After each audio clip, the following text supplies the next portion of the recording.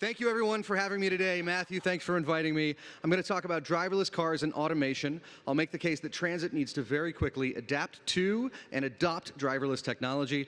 I'll also dive into some of the economic threats created by driverless tech and automation more broadly. So, it's pretty well assumed that a shared driverless Uber or Lyft-like service could eventually decimate personal vehicle ownership. But long before that happens, driverless services will utterly destroy nearly all traditional public busing. And why? Because it's cheaper. If you're willing to share a ride, companies like Barclays and McKinsey estimate driverless will cost between 3 and 15 cents a mile. Looking at transit prices in Denver, even with a senior citizen discount, driverless is way cheaper than a bus ticket and way more convenient. Let's say my dad, who's here and a constituent, wants to come to one of my monthly meetings. This is his route. My mom doesn't have a route.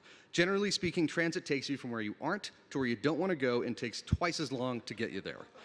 This is all happening very, very soon. Companies on this slide have announced plans to deploy driverless by 2021. Google's Waymo plans to make 1 million driverless rides a day by 2020, and GM plans to roll out a Lyft-like driverless fleet next year. And consumers will be ready. Over the last 100 years, we've seen steeper and steeper adoption curves for new technology.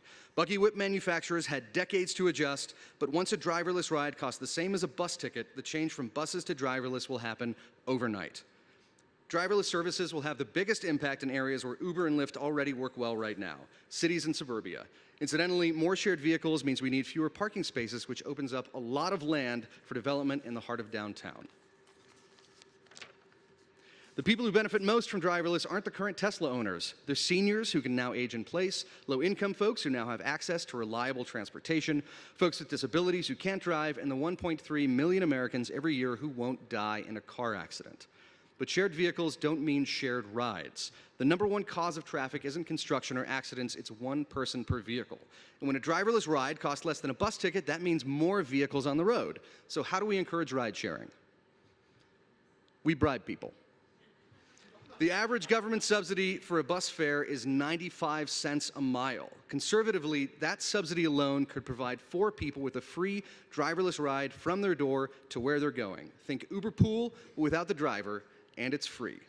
And if everyone wants a free ride during rush hour, that's great. Shared rides at rush hour mean increased traffic flow for everyone, which means our existing infrastructure is way more efficient, which means we don't need to spend billions of dollars building new roads. And what about light rail? The biggest challenge for light rail is the first mile, last mile problem.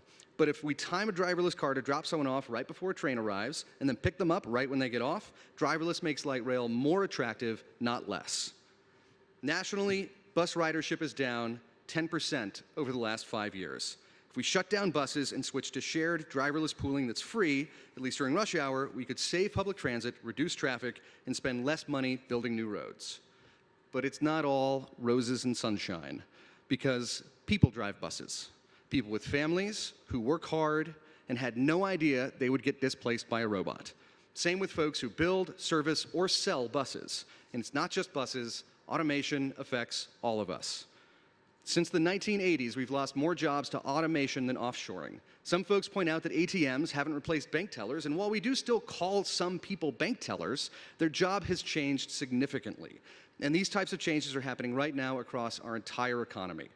To prepare kids for jobs that will continually change across their lifetimes, we need to emphasize thinking and learning skills that are useful in any job.